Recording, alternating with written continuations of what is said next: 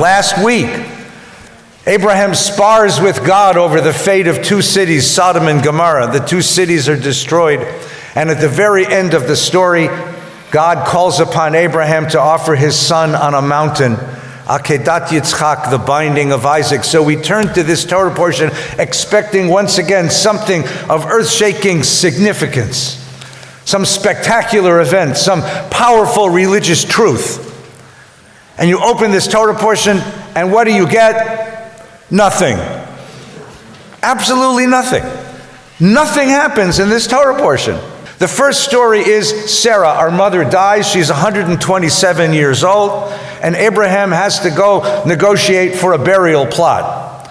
Well, yeah, most of us have had to do that at one time in life, say goodbye to loved ones. That's pretty ordinary. Why is that in the Bible? And then the second story is Abraham comes home and discovers that his 41-year-old son lives in the basement all by himself, and it's time to get him a wife and a career. Well, that happens to many of us also.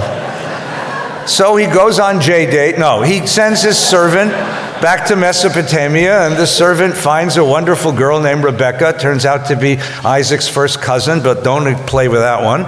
And they come back, and you keep turning the page waiting for a burning bush, a splitting sea, frogs falling from the heavens, and there's nothing there. It's just a family burying a beloved mother, grandmother, a family marrying a child, an old guy finding love again in his life, and that's it. And that's it. And that's what the Torah has come to teach us this week. Because the truth is that in life, most of us are not going to meet a burning bush. Most of us are not going to meet a splitting sea. Most of us are not going to see, well, hopefully, frogs falling from the sky. If we're going to find transcendence, if we're going to find God, if we're going to find the divine, an echo of the divine in our lives, it's going to be in the mundane experiences as life goes on. In the marrying of children and the raising of children and watching them mature. In children becoming families and bringing us grandchildren. In the death of loved ones and the capacity, the remarkable capacity of human beings to say goodbye and then rise up to life again.